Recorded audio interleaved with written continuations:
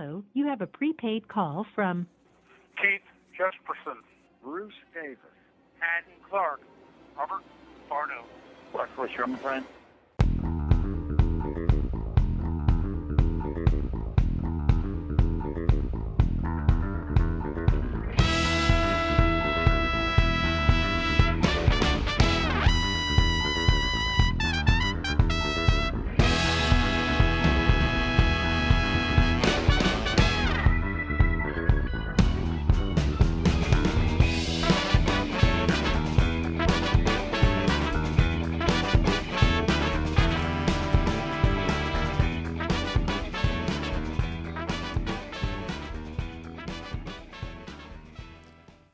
Hey, everybody, welcome to another edition of The Lighter Side of Serial Killers. I'm your host, Keith Rovere.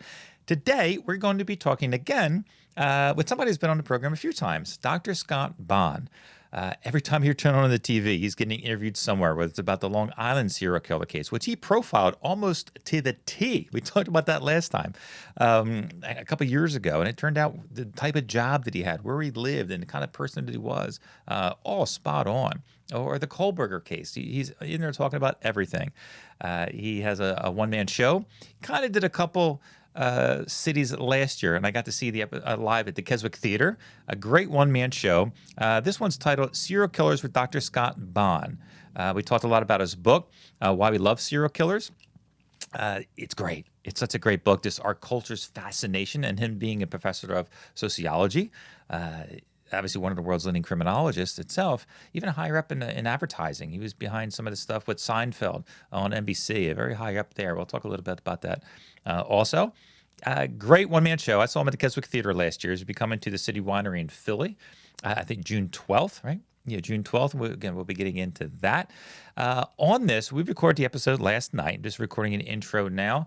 My camera didn't pick up a lot of me looking at you, so you're going to see a lot of this. You know, looking up at the camera that, I'm talking to him on. The other camera just picking up me when I'm looking at that. Didn't pick up. So my abs, I'm not going to be making eye contact with you through this interview. Going to seem a little weird, but I'm not redoing the interview. So we'll have to deal with that. Those who are just listening to this, nothing to worry about. You don't care less where I'm looking. So anyway, without further ado, let's check out my conversation with one of my favorite guests, Dr. Scott Bonn. Well, thanks for coming on again. Sure. You get to be a regular on the show. It's like a weekly segment after a while. It's great to be here. It's great to be here. I really appreciate you inviting me back. Oh, sure. It's great because, I turn on YouTube, you're doing this podcast, that podcast, this TV show, that you got a book, the tour. How good is it to be Dr. Scott Bonn right now? You got to be enjoying life. How great is it with the show and the book? And are you having a good time in all this? Are you enjoying it? I'm having so much fun, and it is a joy. And what I love particularly about my theatrical show is that I get to engage every night with the true crime audience, and it's so cool to discuss, my concepts, my theories, my experiences firsthand, with true crime fans, and then to get their feedback and to see their reactions to it. It's really, it's very satisfying. Now, with your background, I don't think we talked about this before, to where, you were successful in the advertising business. You can't get much of a higher level, professor of sociology, and now one of the world's leading criminologists. You're in high demand. Everybody wants you on the show. Where was that initial spark for you that really changed from advertising? So, obviously, sociological aspect ties into this, but to serial killers, the one-man show, where was that initial spark to, you know what? The hell with NBC. I'm going down. I'm going down this road and being wildly successful at this. But what was that initial spark for you that brought you down this amazing journey? Well, it's really a great question, Keith, and it goes back to my childhood. I've always been fascinated by human nature and what motivates people to do things. And when I first went off to college, what should I study? Should I study advertising and marketing? Because I would like to know why people buy Coca-Cola versus Pepsi or Crest versus Colgate, but I'm also interested in why Jeffrey Dahmer did the things he did. So my parents pushed me a bit. They said, there's more money in advertising. So I went that route initially into, marketing and advertising. But it was while I was doing that work, and really for about 22 years of my career, my initial career, is when I was involved in that world, the media, advertising, and entertainment world. I was exposed to the news operation at NBC Television Network. I was a vice president of marketing there at NBC in the 90s, and I saw how news is an entertainment commodity, not any different really than an episode of Seinfeld in terms of serving an audience, bringing an audience in, and then selling advertising. It's an entertainment commodity, and that stuck with me. And then after 9/11 is when I decided to go back to graduate school and ultimately get a PhD in criminology. And once I started teaching, I saw how certain individuals, and individuals that you and I study and know very well, become rather iconic in our popular culture, larger than life. What is the draw? What is the appeal here? And that tapped back into my prior experience in advertising and media, and I really began to question, why are people so fascinated? Why are they drawn, to some of these individuals? The extreme probably being a Jeffrey Dahmer, who is such a part of our popular culture that, and I think this is an extremely poor taste, but you can buy Jeffrey Dahmer cookbooks, recipe books. He's such a fixture in our popular culture. So what happened was, ultimately, life served me well by allowing me to find a way to exercise and experience my interest in both the dark side of the human condition as well as the more positive side, and bring them together. Yeah. I mean, you notice, I have, from my followers, I noticed this, and I got to see your show last year, almost like a dry run, so to speak, which is great. And I noticed even in the audience, the people that I talked to beforehand, some, who are familiar with my show, do you see your audience not as a divide so much, but some people who the fascination with them, like, oh, wow, for whatever reason, and the other were like, oh, like obsessed. Like there's both out there. Mm-hmm. There's different segments of the audience. Yes, there is the individual who just finds a fascination with these dark motivations and dark compulsions. Mm-hmm. Why is it that someone does this? And then you have individuals that go in much deeper, become even groupies, of these individuals. In some cases, marry them, like Richard Ramirez's wife, married him. You have people who collect the murderabilia, and do become totally obsessed. And it's not just a hobby. It's not just an area of interest. It becomes almost a lifestyle and a true compulsion and obsession. So. And I, in my show, see individuals who come from all those different, aspects, all these different categories. Mm-hmm. No, for me, and it's kind of lead into my next question. Like I started, I don't know, 30 some years ago in prison aftercare, prison ministry, and slowly but surely I realized, what positive change I was making in organizations I was working for. By showing kindness, love, and compassion to not necessarily serial killers, but on a smaller level, the people who went through the system for decades, but that would come out, we would go in, and their testimony later, so to speak, wasn't, but what program helped them out is these guys grew up in a broken home, grew up in gangs and drugs, and I never do a hard time. I grew up my parents won the lottery when I was 10. I had arcade games in my house, and nowhere near that type of life. But somebody like me coming in made such a big difference in their lives. I realized, wow, what we call positive reinforcement. Now I saw working, and I look at the Norway prison system where they get kind of credit for this positive reinforcement in their facilities, really bringing violent crime. The recidivism rate of violent criminals down. In American culture, we see North Dakota and California, Oregon kind of implement this. But the pushback that I get just from doing what I do, I know from prison facilities, like, we're not sure about this. From the culture aspect of it, do you think we live in a culture where they will accept this, even though it's proven the recidivism rates are dropping? But in our culture, do you think they're trying, but do you think that's going to fly here in America? Criminal prisons, incarceration, rehabilitation. All of these things are highly, highly politicized, as you know, and no one wants to get soft on crime. Yeah. If you want to be elected, you want to get hard on crime, right? And so even individuals, I think individuals who might be on the side of, yes, I see the value of rehabilitation. I see the value of education and trying to reintegrate individuals into society. It doesn't play well with a lot of constituencies. So I think that there's even a hesitancy to talk about it. If you step back, my PhD more broadly is in sociology, and then my area of concentration is criminology. So I like to look at society as a whole, the whole mosaic, the whole framework. And our society was built on the Protestant work ethic and Protestantism, right? And that's all about pulling yourself up by your bootstraps and taking responsibility. And if you do the crime, then you better be prepared to do the time. And it's a double-edged sword, because if you become highly successful, then you have no one to blame, or you have yourself to have credit and take responsibility because you did it yourself. But then the flip side is if you commit a crime, then you're ultimately responsible. And so it's hard to present the type of program that you're describing in a culture where we're so used to pointing fingers and saying, well, you did the crime, you need the punishment, you need to take responsibility for it.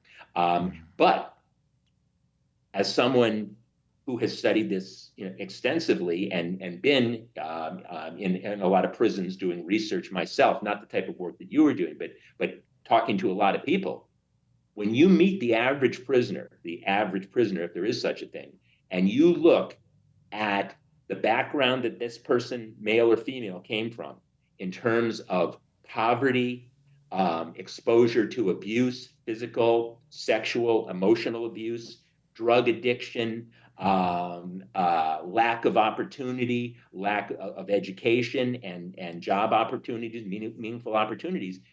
A lot of times you look at this person and you say, how could you not have ended up in trouble? Yeah. How could you have not ended up where you are? Because your life was a recipe for disaster. I remember a story. I'm just going to share it with you because it almost brings me to tears as I think about it. I was interviewing women in California in prison when I was working on my PhD for an organization affiliated with United Way, Friends on the Outside, and try to bridge the gap between prison and the outside. And so I was talking to these women about their needs, and I was talking to this one woman who was 29 years old, and she had 9 children with 7 different men. She was chronically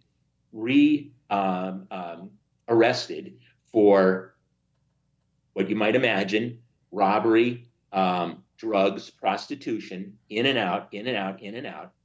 And this is a woman who's only 29 years old. And I asked her, I said, where do you see yourself a year from now? Because I knew she was going to get out in less than a year. And she said, oh, I'll be up at the maximum security women's prison in Sacramento. And I said, why? And this is what she told me, no emotion, without blinking an eye. She said, because that's where the bitch is who killed my baby, and the only way I can kill her is if I'm sent up there. So that's where I'm going to be a year from now. Mm-hmm. Talk about a lost life, a shattered life. Oh, for sure. So so it really, I'm with you. I'm a big proponent of alternative methods of punishment and rehabilitation. But like I said, it just doesn't play well in our culture, in our society. Yeah, it's heartbreaking. When I did research on my last book, talking about where does this stem from? Are they born, people are psychopathy or violent offenders made with a mixture of everything? They really, even to utero, while their mothers are still pregnant, while they're in the mother's womb, every puff of a cigarette, a little bit of a lock. It starts from there. It increases the chance that the child's going to be becoming a violent offender. And in those inner cities and those, like the lady you're talking about, they're not eating a healthy diet. They're, smoking, drugs, and drinking. So when this baby's born, like fetal alcohol syndrome, the drugs, the neglect, and they're certainly not a loving home, I think the odds are almost like a 60% chance they're going to commit some type of a violent crime before they're even 20 years old. It's like, but you look at the baby, like the 1-2-year-old baby, and your heart breaks. So I encourage everybody, when they are 8, 7, 18 into violent crime, it's like, oh yeah, you deserve it. But let's look back to mom and dad a little bit, or let's look back to where yes, don't get me wrong, they need to face the punishment that they're doing, but we got to start from scratch. We got to start at the beginning, to when people say, what can I do to help? Well, let's start by when the mother's pregnant. Let's get some information in her hand or something. It's just like, what do you do? It is heartbreaking. I'm with you 100%. And it's the old nature versus nurture debate. Are you born that way?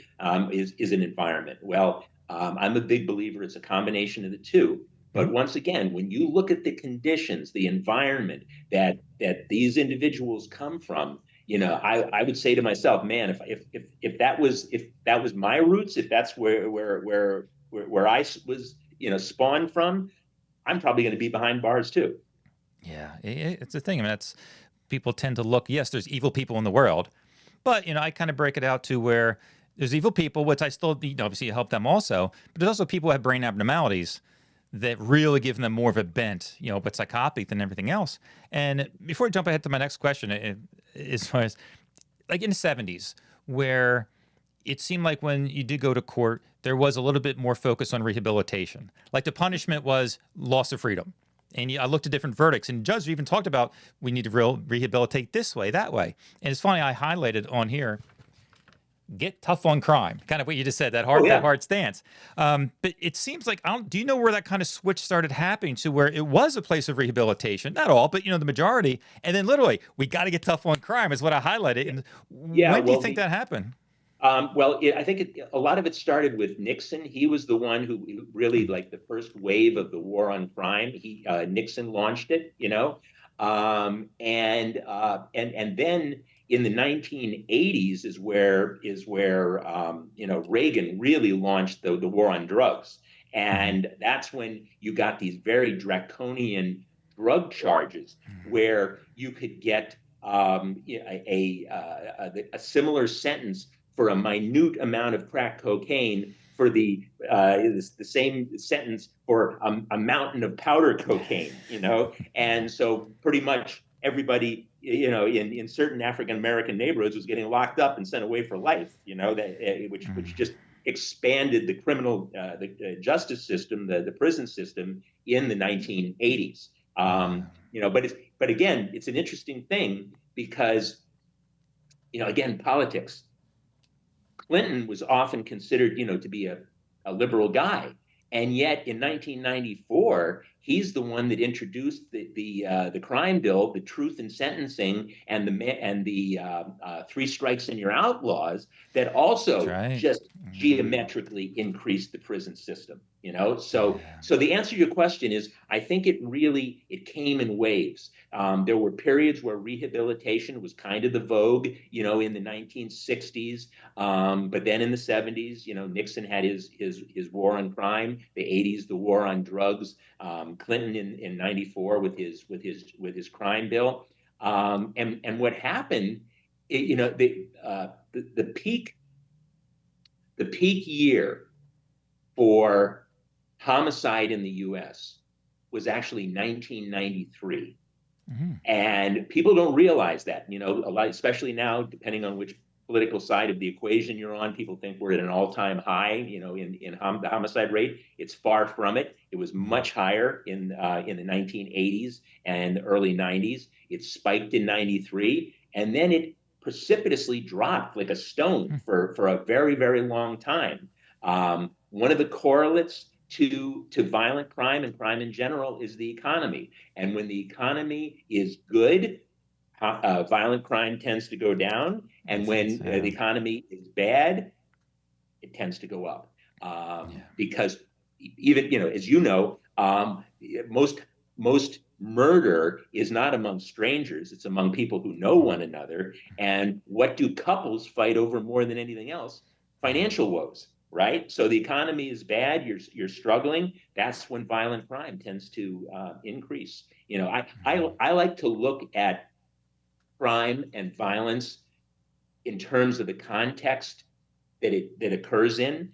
And there's a myth out there that violent crime and murder in particular are sort of haphazard, unpredictable. You can't, there's no way to predict it. It's simply not true. It's absolutely not true. Crime in general, violent crime more specifically, and even homicide very specifically is actually very predictable based upon what's happening in the country politically, socially, culturally, race relations, religious context. If you look at all of these things, you can make a fairly accurate prediction of whether crime is going to be increasing or decreasing based upon that. That makes sense. I mean, we live in a time where the mental health awareness is so strong, but yet we don't really see that in the court system. And it's like, I mean, you've written about it, in Psychology Today. I was reading a bunch of articles that you have that were in there, but just from the court itself, it's almost impossible to get sentenced to a mental health facility. I mean, such a high percentage. I think one of the quotes that you had is that approximately 1/3 of all prison inmates who are considered to be antisocial personality disordered meet the criteria of severe psychopathy. I don't know, 15 to 25% are probably really mental health issues who are in prison, but obviously it's not a mental facility, it's a prison. They're going to be worse and drag other people down. But why do you think with all this awareness of mental health that they're not what's the term? They know right from wrong. But in your opinion, with psychopathy, obviously one of your major areas of study, can somebody have a mental illness and still pass the court's criteria of, they knew right from wrong, but no, there's mental health issues. They need help here. I mean, is that possible? Can a psychopath or a violent offender know right from wrong, yet still really need mental help? The answer is yes. And here is where there's this popular misunderstanding of the insanity defense.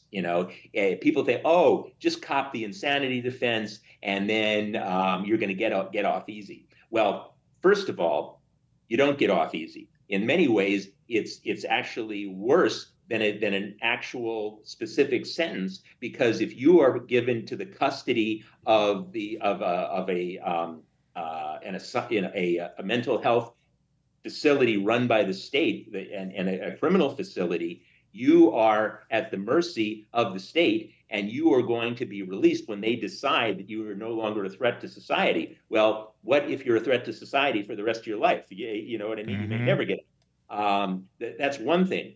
And then the other thing is the bar to be able to demonstrate that you were compromised, that you didn't know right from wrong, is so high that almost no one can clear that bar, because it's the one time in the criminal justice system where the burden of proof shifts from the prosecution to prove that you were guilty to the defense to prove that you're insane, that your defendant was insane. And you have to show that this individual did not know right from wrong at the exact moment that they committed the crime. Not 5 minutes before, not 5 minutes later, at that exact moment. How the heck do you do that? Yeah, exactly. How the heck do you do that?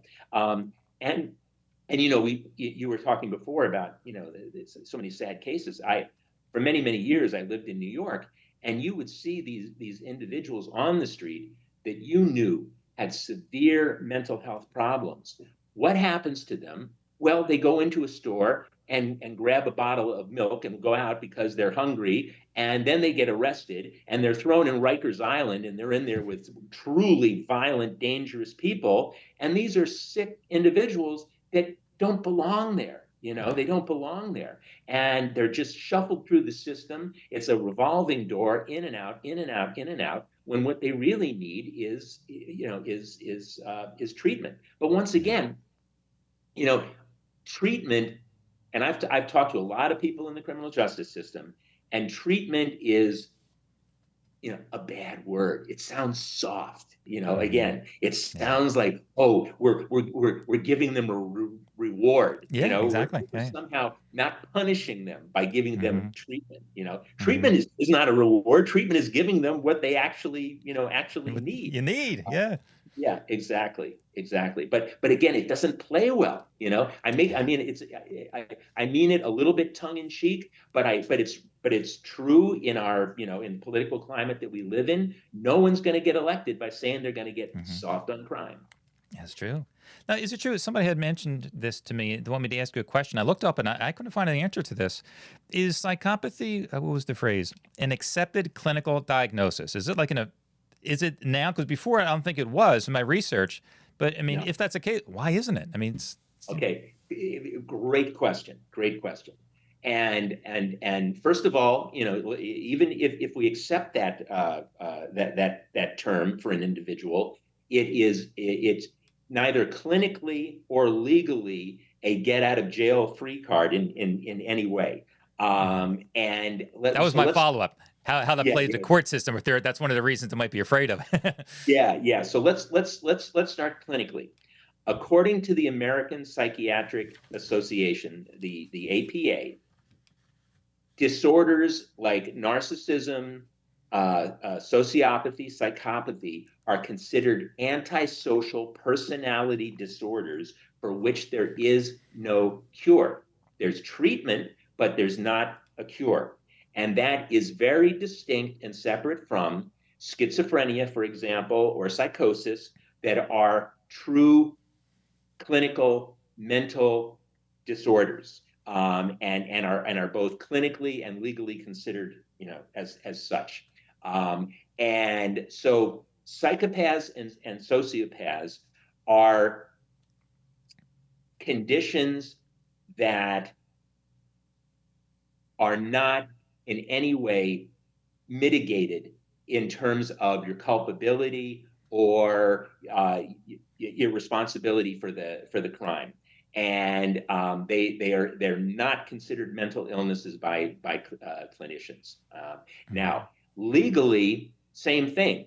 Because the definition of insanity essentially is, did you know that it was wrong to kill at the exact moment that you killed? And clearly, it doesn't apply to sociopaths and psychopaths. They know it was wrong to kill. They just don't care. Yeah. They do Yeah. not care. They're Or they killing can't because stop themselves. They don't have the impulse control. They couldn't if they wanted to sometimes.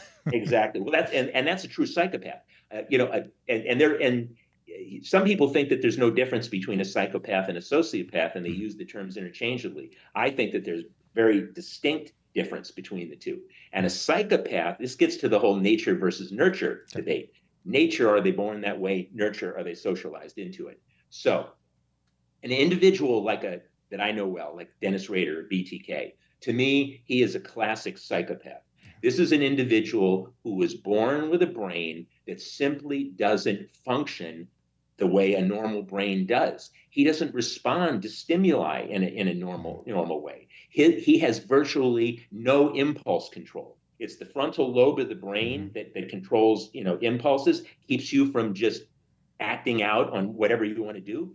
Well, they've mapped the movement in the psychopathic brain versus the normal brain, and the psychopathic brain is almost dead. There's no activity in the frontal lobe, so it just doesn't work. So when they want to do something, they do it with impunity, and they just don't care. And I like to use here the analogy of a hair dryer. If you pull that plug out of the wall, that hair dryer doesn't work.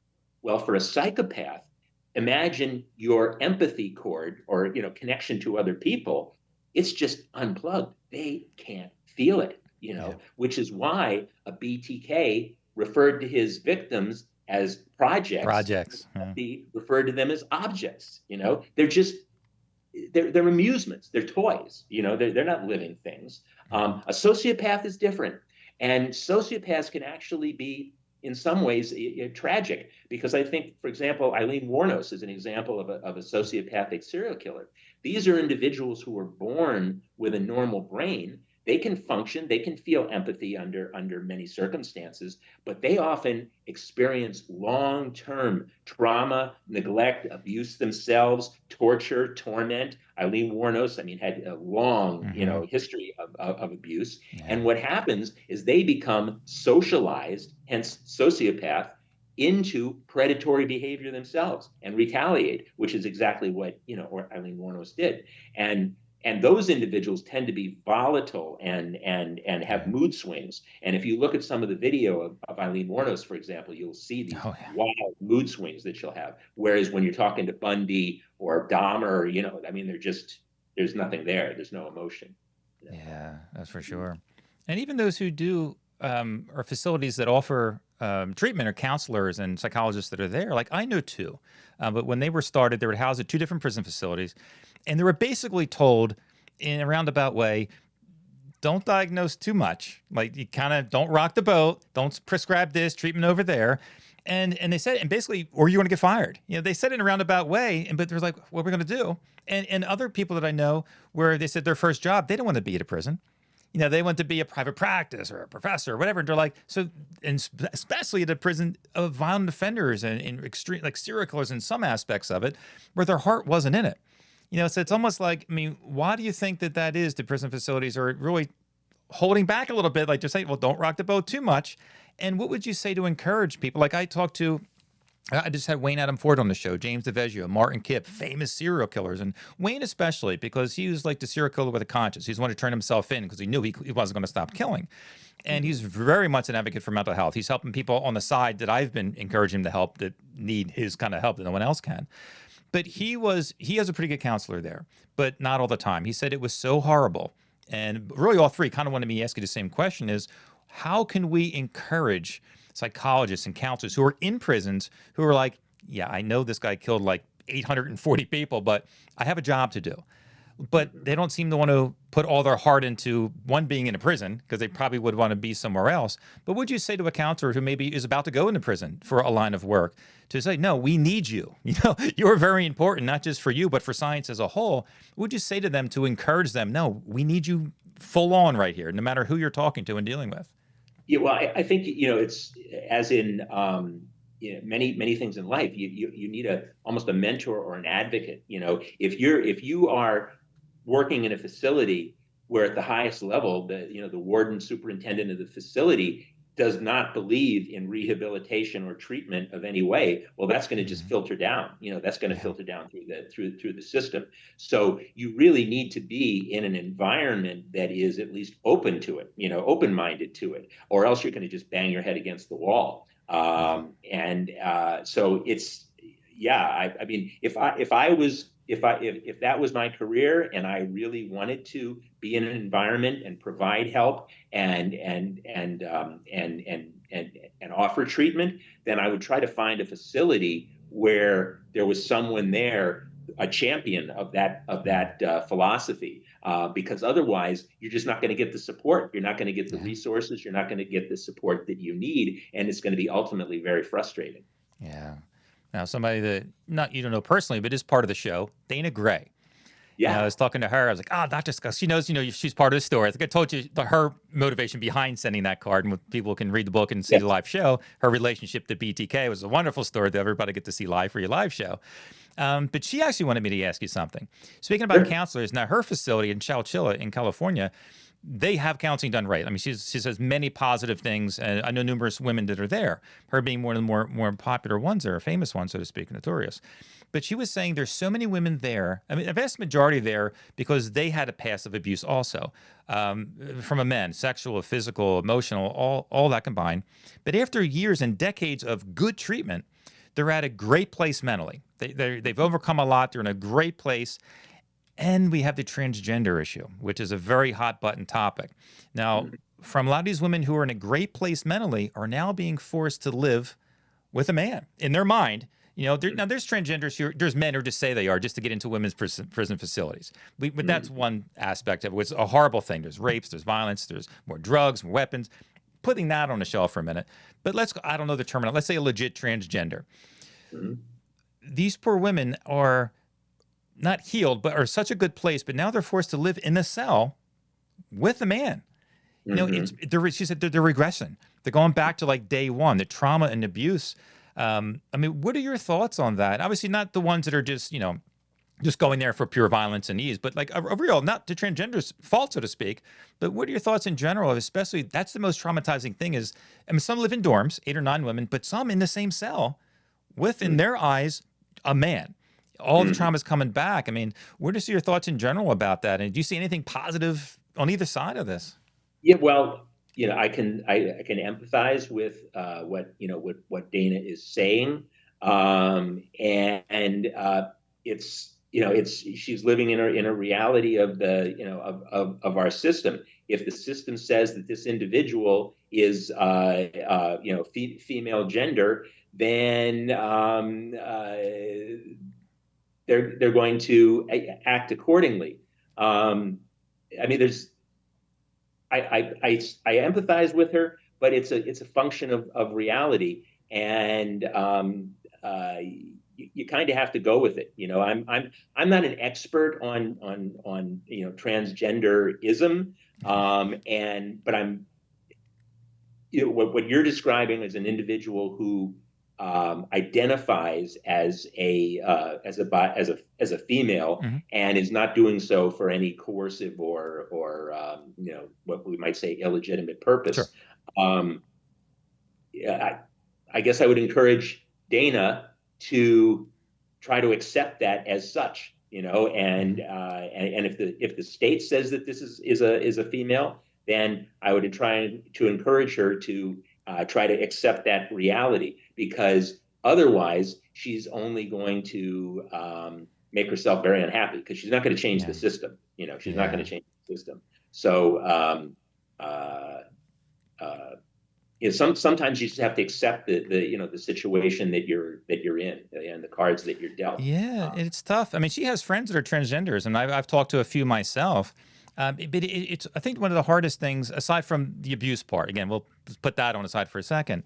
That she's more concerned, at all the women there, of they have less rights. Like a transgender woman would come in, well, they get to wear special clothing. It's more comfortable. They get better Oh, medical really? care. If Oh, a that's trans interesting. if a transgender is legit causing problems in one form or another, they're not the ones that get kicked out of the room or dorm.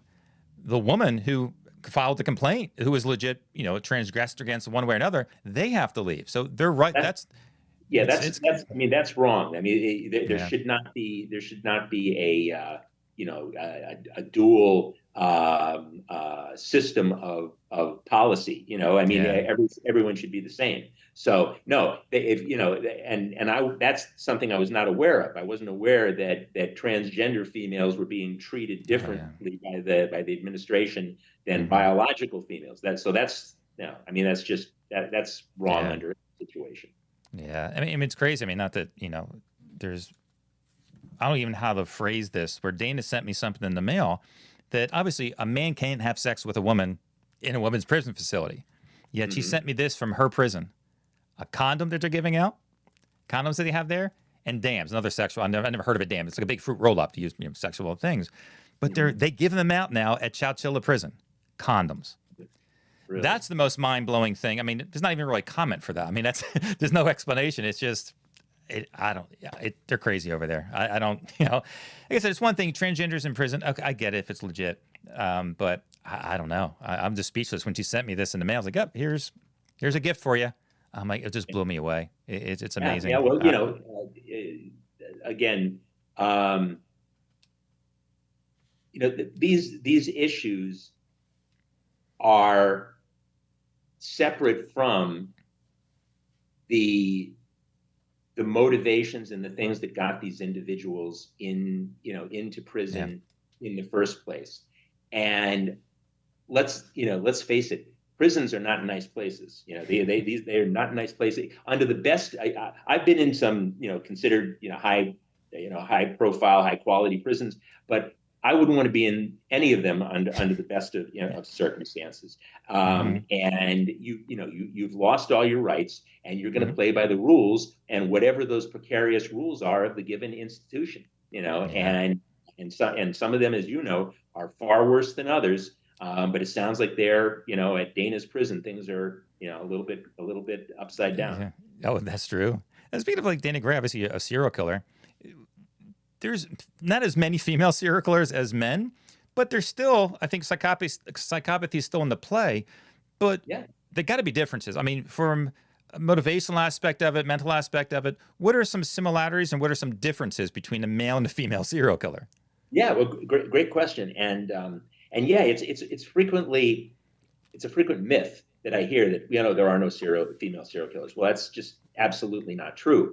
In fact, even though the numbers are small, so consider this: of all murders, not just serial killers, but of all murderers in the United States, about 90% are men, 10% are women. Among serial killers, about 15% are women and 85% are men. So women are actually overrepresented, if you look at it that way, among serial killers. And as I say in my show, I say women don't kill that often, but when they do, they kill a lot. Yeah, exactly. It's like who should be more afraid of? When they kill a lot. And actually, female serial killers are at least as prolific as their male counterparts. They often have a higher body count than. Oh, really? Oh, wow. Yeah. But you're absolutely right that the motivations are very different. The most common type, and as you know, serial killers can be categorized based upon the nature of the need that compels them to kill. And it's not always sex. In fact, the largest category of male serial killers is what's known as a power and control killer.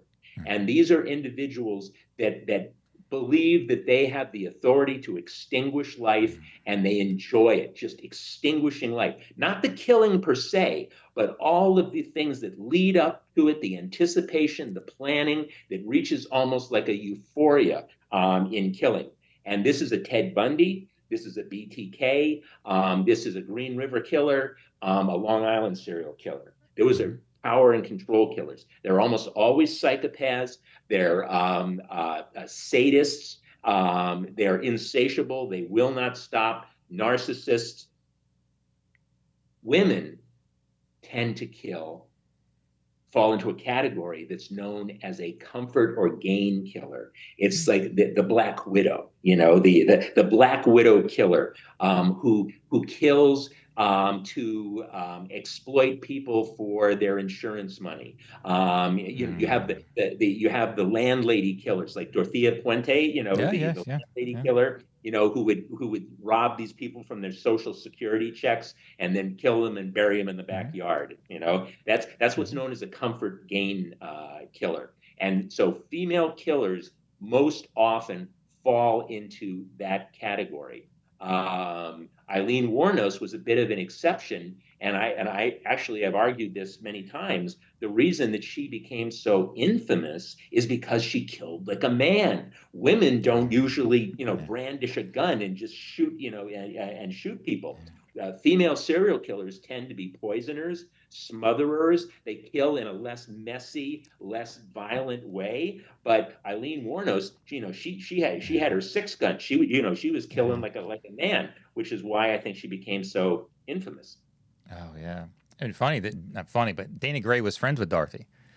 Oh, really? In prison. She sent me some items of Dorothy's. Yeah. She sent me like postcards and things like that she wrote. Here, you might like this. I'm like, all right, thanks. I guess thanks. It's kind of funny. Yeah, but that is the most common. The most common type of female serial killer is one who is doing so for some sort of, like I said, either comfort or gain for themselves. And also female serial killers are more often to prey on family members, or relatives or intimates. Wow. Or nurses. You've got the female serial killers who work in nursing homes and things like that. Yeah. And speaking of motivations, I mean, we talked about before, and you've written about in your book. 70s and 80s is like that heyday golden era for serial killers, so to speak. And we talked about why that's not so anymore. Police are getting smarter, DNA, cameras. We talked about that. But school shooters, these children are coming up now from movie theaters killings and just all over the place, specifically school. Where the hell did this happen from? I mean, it's one way great. We're catching the serial killers quicker, like, the Idaho guy, Brian Kohlberg, whatever his name was. Yeah, but now these school shooters are. I mean, is something different with culture coming up, or in the parenting? I mean, why is this being one's going down and one's going up? Yeah, yeah. Well, it's a great question, and it's a question that I love to discuss. It's back to my point that I was making earlier. Context matters. You can you can predict the type of violent crime, the murder rate, the type of murder that will happen in a given place and time, context, if you look at the environment in which it happens in. And you can do this throughout history. Um, the motivation for a serial killer is completely different than the motivation for a mass shooter, like I live here in Las Vegas, so the October 1 shooter, Mandalay Bay. Their motivations are completely different. A serial killer is not killing out of anger, typically. They are killing because it serves, as I said, some almost like a hunger, a fantasy need, a compulsion. They love it. It's a thrill. They want to kill. And the last thing that they want to do, contrary to popular mythology, is get caught, because they want to do it again and again and again. And as you know, they tend to even escalate. As they get better at it, it escalates, and they want to even have more thrills as time goes on. The mass shooter is a fatalistic individual who is angry at the world and typically wants to go out in a blaze of glory. They typically don't even have an exit strategy. More than half of them die right at the scene of the crime, sometimes at their own hand, other times suicide by police, where they want to be shot. And what they're basically saying, it's a big middle finger to the world. F you, I'm going to take out as many people as I can, and you're going to remember me, and that's the message. And so these are not individuals that want to live to fight another day, that want to, that have this hunger. No, they're what they are doing is they're just giving, like I said, the big F-bomb to the world and going out in a blaze of glory. So the motivation is different, very, very different. Now, why is one? We've talked about why serial killers on the decline, and a lot of it has to do with we're just getting way, way better at identifying and detecting. And I'll even go as far as to say that I think many wannabe fledgling serial killers are being apprehended before they even reach serial killer status. That is, they're being apprehended after their first killing. I think that Brian Kohberger could well be an example of that, because I've looked at his trajectory into killing. He looks very similar to a BTK, to a Bundy, to a Long Island serial killer. And I think if he hadn't been apprehended, there's an excellent chance that he would have gone on himself to become a serial killer. And if you think about it, BTK started as a mass murderer too. 4 members of the Otero family. Otero and family. Kohberger started with 4 students. So it would not be unheard of. So I think we're just getting so much better at apprehending them. Now, mass murderers, it's a different thing. Without getting into a lot of politics and so forth, I can't remember a time in my life, with perhaps the early 1970s, where we lived in such a pressure cooker environment, where so many people are angry and so many people are frustrated, and they want change, and they want to bring about change in any way that is necessary, and they feel frustrated, and they feel that the world is somehow lined up against them, and that they're the party responsible for their suffering and their misery, and they want to strike back. Well, if you look at that environment that we live in, politically, economically, relations between various groups and religions and races, etc. It's like a powder keg. It's like we live in a powder keg right now. Well, that's an ideal environment for a fatalistic, angry individual to rise up and get a gun and start killing people. So I think it's a function of the world that we live in. Yeah. What about children, though? Like I know school shooters. I'm one of the first school shooters, Eric Houston. I've known him for probably 8 or 9 years now.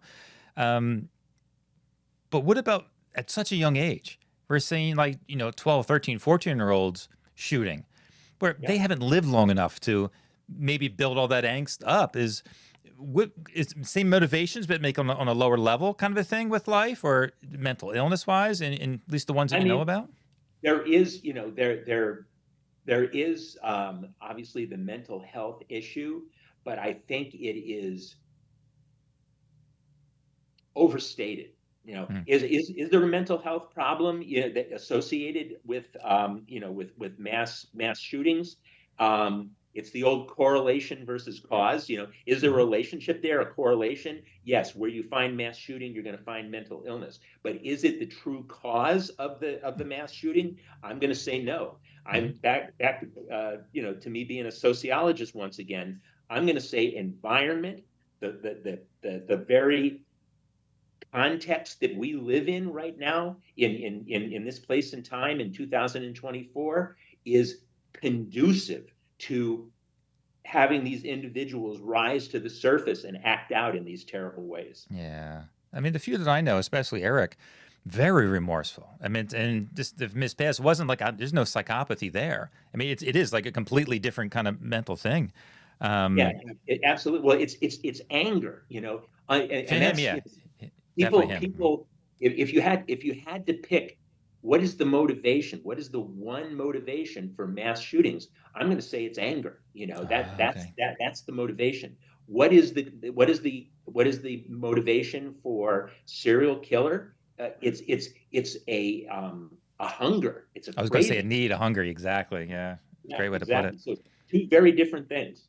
Now we know that, if your child is cleaning up roadkill or torturing dogs and kittens at young, we know some major signs. But for like the potential school shooter, or what are some signs that, you could say to a mother or a father to kind of look out for? Because it's not your typical, again, different motivations. Serial killer wise, you can kind of see, okay, you're dissecting a dead dog. But for a potential spree shooter, growing up as a teenager, what are some signs, if any, that a parent can be looking out for to say, "Oh, this is raising a red flag"? I think it's a very good question, and I frequently get asked this in my show.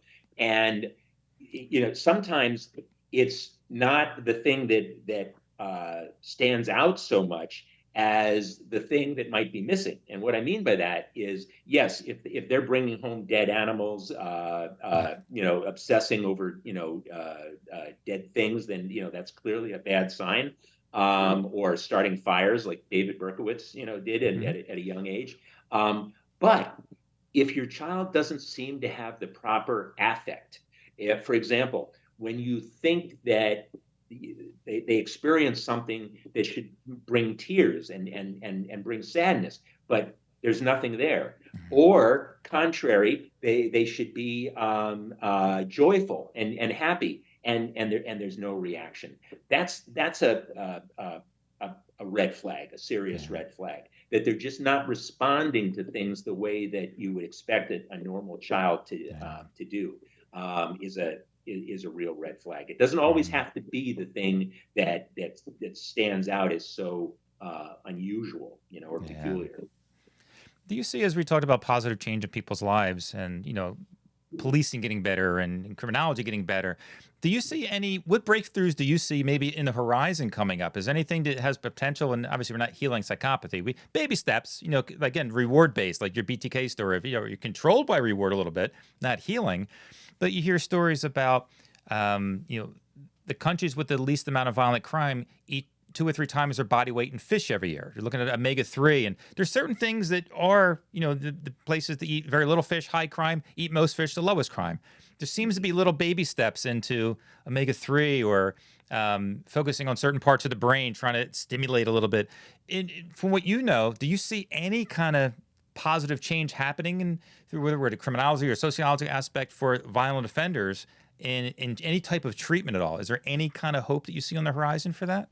Well, let's start with the nature aspect of it. That people are, the way people are born. So psychopaths, we know that their brains are formed differently. We know that they're different, hardwired, if you will, at birth differently, but they don't know why. And so if we are able to unpack and decipher why the brain becomes this way, then we could obviously reverse engineer and try to eliminate that. Eliminate people from being born as psychopaths to begin with. Is it a nutrition thing? Is it some other factor that we just are unaware of? So that's one thing. As far as the environmental factors, well, that's a much more difficult thing. Many people become abusers because they were abused. Yeah. They come from environments where they were just the cards were stacked against them from day one. But that's a much tougher nut to crack. The response to reward-based treatment that I've seen is very positive, and I think that is an important inroad. Animal therapy has shown tremendous rewards. Individuals that otherwise don't seem to respond to human beings will respond to animals. Yeah. And by the way, that's the distinction between a psychopath and a sociopath. A psychopath will not be able to really connect with any living thing under any condition, where a sociopath, for example, might not be able to connect with human beings, but might be able to connect with pets. And so to have a cat or something that they can hold and form a bond with can be extremely therapeutic. And they're doing that in prisons too. I mean, the nickname Oregon's forgotten serial killer, Gary Grant, always sends me pictures. They take stray cats at the prison facilities, and dogs too, in different ones. But that's actually starting in a lot of prison facilities. They're doing that, and it's great. I mean, it's like I've never felt love like this before, and empathy. But again, for the not for humans so much, but for the animals. So it is coming. That is definitely true, 100%. Exactly. Yeah, and that's why it's so important to understand. These individuals are not one size fits all. You can't lump psychopaths together with sociopaths. They're different things. And I've known people in my own life who are not necessarily, criminals, but you can see that, man, he can't get along with anyone, and yet he and his dog are best friends. You know what I mean? His dog loves him. People don't seem to like him very much, but his dog sure loves him. That's like a lot of my followers have said. It's kind of like a joke about people. Oh, people drive me crazy.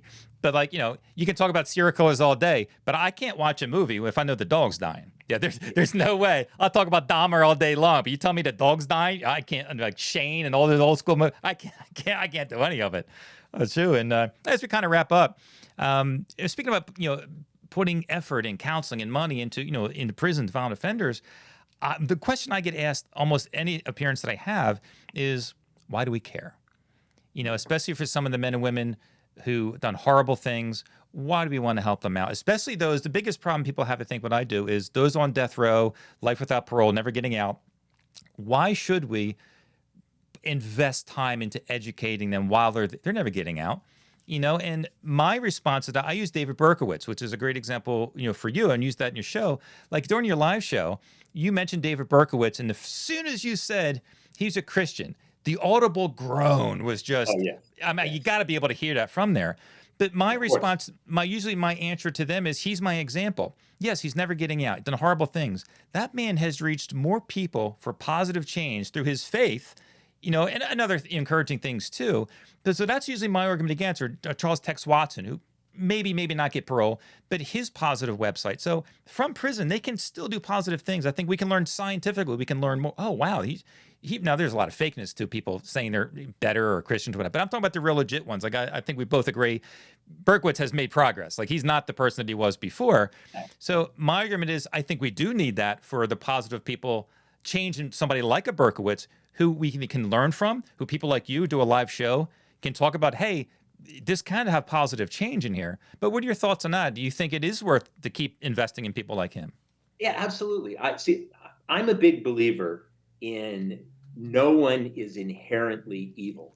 Did David Berkowitz do some very evil things?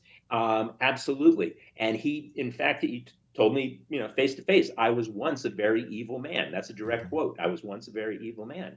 But The proof is in the action. He does correspond with thousands of people around the world and has hundreds of thousands of people that have come to that website, ariseandshine.org.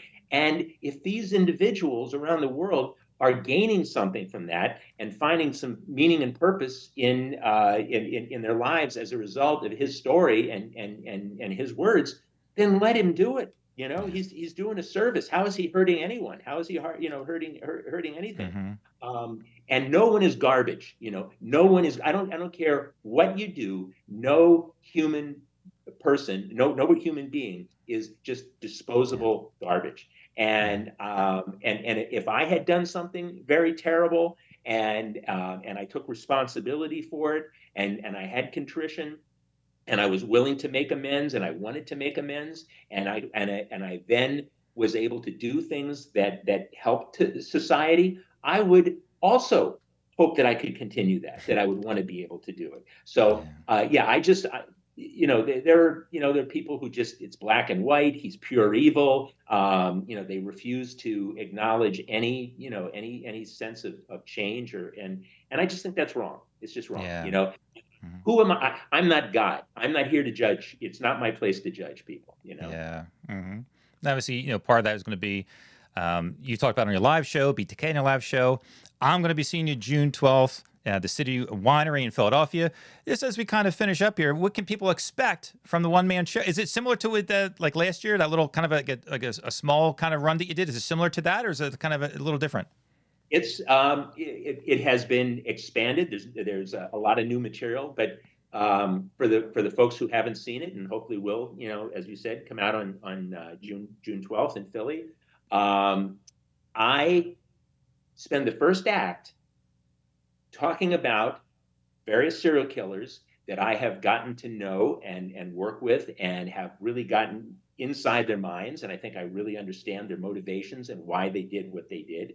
And I take the audience really on a journey, an exploration of the mind of these individuals. And specifically, we are talking about BTK, Dennis Rader, David Berkowitz, the son of Sam, and also the Long Island serial killer, Rex Heuermann, because I actually developed a psychological and behavioral profile back in 2011 for the New York Times newspaper that ended up being dead on, exact, 100% accurate with Rex Heuermann, down to his employment, professional training, personality, a hunter, and lived literally a stone's throw away from his burial ground there on Gilgo Beach. So I was very gratified, of course, when I found that out. But I'm also very glad that he's off the street. And so I take, so the first act is me explaining my involvement in these cases, getting to know these individuals, their motivations. And then act number 2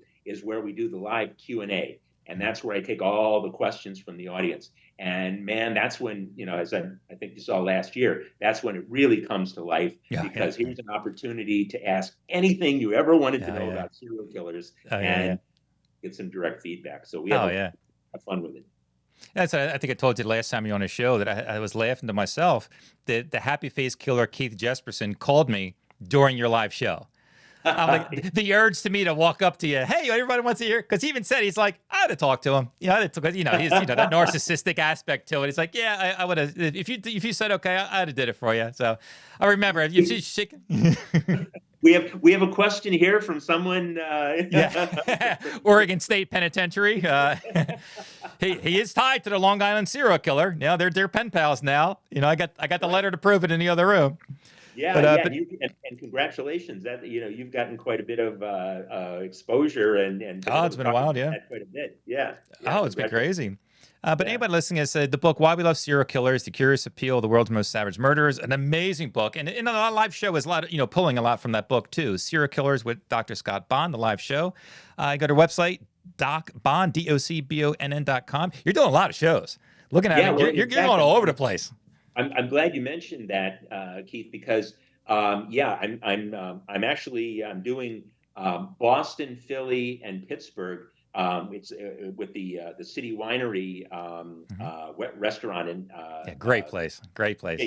It's so much fun. So I'm doing Boston on June 11th, City Winery, Philly June 12th, and then Pittsburgh, June 13th. So three of them in a row.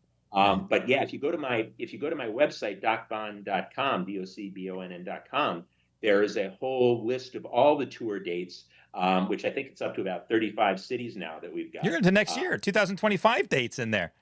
That's right. The high demand. That's great. Wait, thanks again for taking the time. I always learn something from you, reading an article about you or seeing you or live. So I really appreciate the time, and I'll see you June 12th. Yeah, I'm looking forward to it, buddy. As always, thank you for having me on, and looking forward to seeing you on the 12th, and hopefully a lot of your followers as well.